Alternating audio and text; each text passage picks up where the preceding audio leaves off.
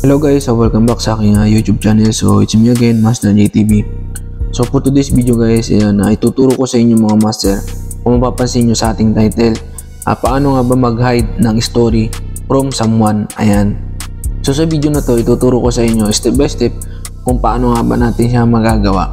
Pero syempre bagong lahat, kung bago ka pa lang sa aking channel, huwag mo kakalimutan mag-subscribe at hit mo yung ating notification bell para lagi kang updated sa mga videos na ina-upload natin. So yun mga master, wag na natin siyang patagalin. So ituturo ko na sa inyo.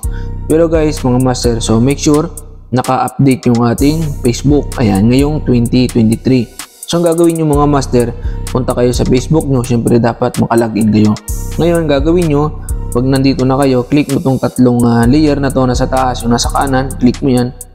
Then punta ka dito sa settings. Meron kang option dito sa settings and privacy, or kaya yung settings dito sa taas. Meron kang makikita sa taas, sa kanan. Ayan, pwede mo i-click to. Ayan, para mas mabilis. Kumbaga shortcut mga master. Ngayon, pag na-click mo yan, punta ka dito sa stories mo.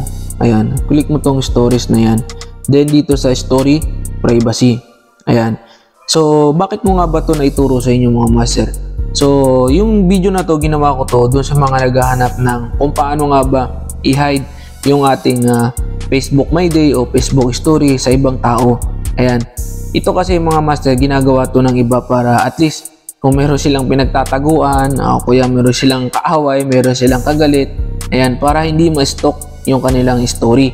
Ayan, kasi hindi lahat ng friend natin dito sa Facebook is ating ka-close. Ayan.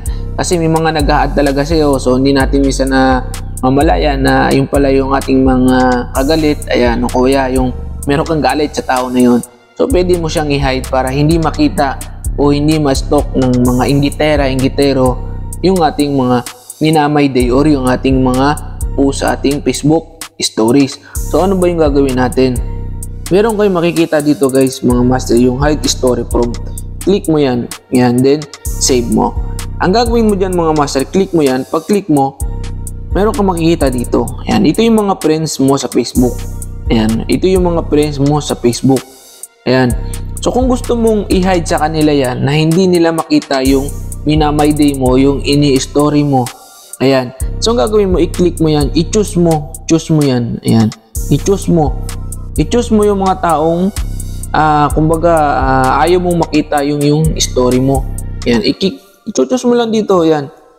Hahanapin mo dito yung mga tao na ayaw mong makita yung Facebook story mo. Like example, ayan. Ayan. Click mo yan. Click mo yan. Ayan. Click mo yan. Click mo yan. Ayan. Check mo lang yan.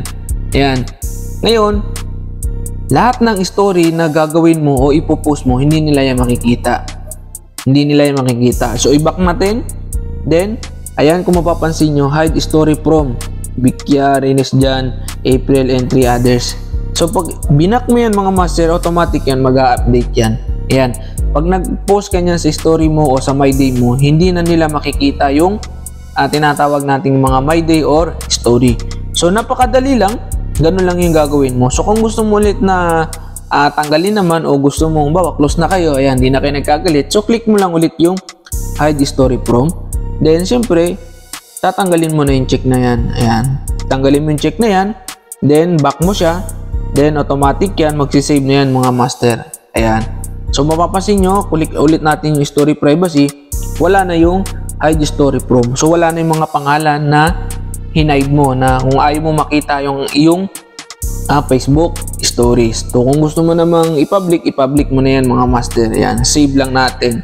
O kaya close mo naman, o kaya kung gusto mo close friend mo lang, yan, friends mo lang mga master. Ayan. So yung mga master, hanggang dito na lang. Sana nakatulong itong video na ating ginawa ngayong araw na to. So yung mga master, huwag mo kakalimutan mag-subscribe at hit mo yung ating notification bell para lagi kang updated sa mga videos na ina-upload natin.